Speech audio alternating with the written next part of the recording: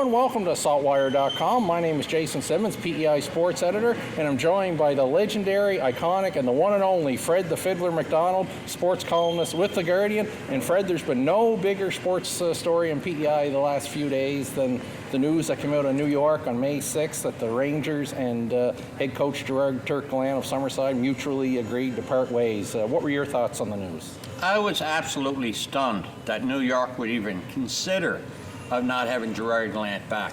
He is, by the way, the winningest coach in New York Ranger history for coaches that have coached more than 100 games behind the New York Ranger bench. Nobody in their history of the Rangers had a better record than him.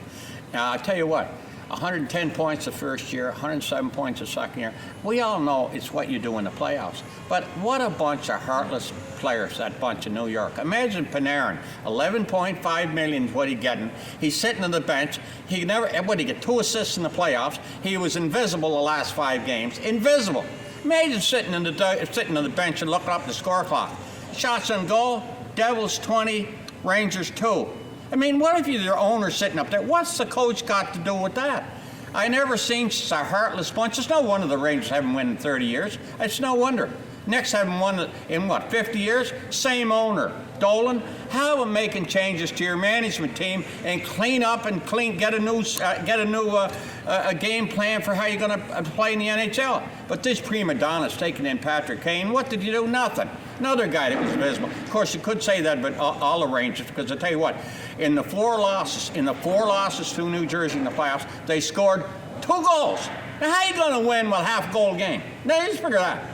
It's unbelievable why the Rangers would even consider it. I think what might have happened is Gerard might have got a little annoyed that nobody come to his aid, management come to his aid, when the media, the New York Post, New York Times, when they started writing about is there possibility of a coaching change. Why would you have a coaching change? It's not the coach, it's the players. Anyway, I'm a little annoyed at it, and you were annoyed at it. You're a great friend of his, and you're from Summerside. So, I mean, it just kills me to figure it out. Maybe Gerard just said, you know what, if they don't appreciate me, I don't really care if I move or not. Maybe I will move.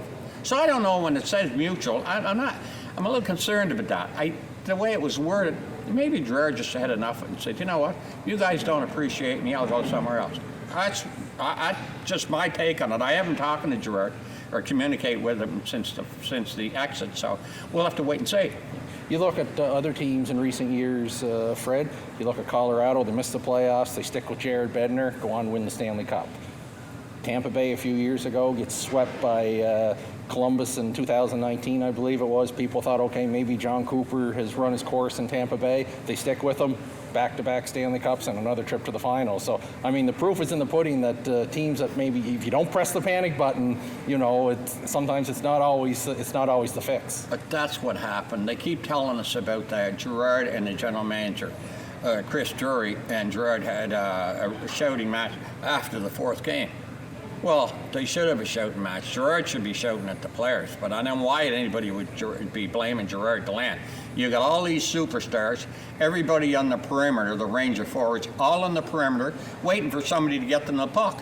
And the guys that normally would get them the puck, well, they're not there. They're not superstars. Rangers got rid of the guys at work and took in a bunch of superstars that can do nothing. You know what? New York, the Rangers, it's like an old resting place for ex-NHL stars. Doug Harvey went there when he was over the hill. Phil Esposito went there when he was over the hill. Guy Lafleur went there when he was over the hill. And about 4 more in the Ranger lineup were over the hill and should have been gone. You look, Fred, into your crystal ball. Do you see a possible good fit for Gerard Gallant going forward here as a coach? I think Gerard's in a great position because, you know what, we know he's a great coach. He's one of the 5 or 6 top coaches in the NHL, has been there for 20 years. It's a great fit for him because he can sit back and pick and choose. There's not a question of whether he's going to get another job. He'll get whatever job he wants to take, like he did with the Rangers. So he'll have another. Don't worry about Gerard Gallant. He's sitting pretty right now. He's sitting there waiting. And there's a whole bunch of teams there that are contenders and want to make a change. We'll see. And no doubt probably motivated, after this experience. Yeah, it's hard to believe the guys that he took over, like what's his name, the right winger that played with him in Florida, played with him in Vegas. They took him out. They signed him. He was a good player for the Rangers in the playoffs. I forget what his name is now. Vincent Trocheck. He come over. He played hard every night and got a goal, a couple of assists. But the Rangers just didn't score. Well, you know, don't start blaming the coach. When you got 2 goals in 4 games in the playoffs, and you're sitting on the end of the bench and you're looking at the shot clock, 20 shots to the Devils and 2 for the Rangers. Now, how can you sit back in all goodness? I'm going to blame the coach. What's the coach got to do with it? Have you got any pride in your uniform or any pride in yourself? Obviously, the Rangers got none, and that's why they never win. So we'll wait and see. Fred, we want to thank you for coming in and talking to us, and no doubt you will have more on this subject in your next column in The Guardian on Saturday. We'll have something to say about it, but I think Gerard's in a great spot. And besides, they owe him another year or 2 on his contract. So I don't think he's going to have a tag. Gerard may buy his own golf course and play there all summer. Thanks very much, Fred, for coming in and chatting with us about this, and hopefully we'll do it again soon. All right, maybe next week. Thanks a million, Jace.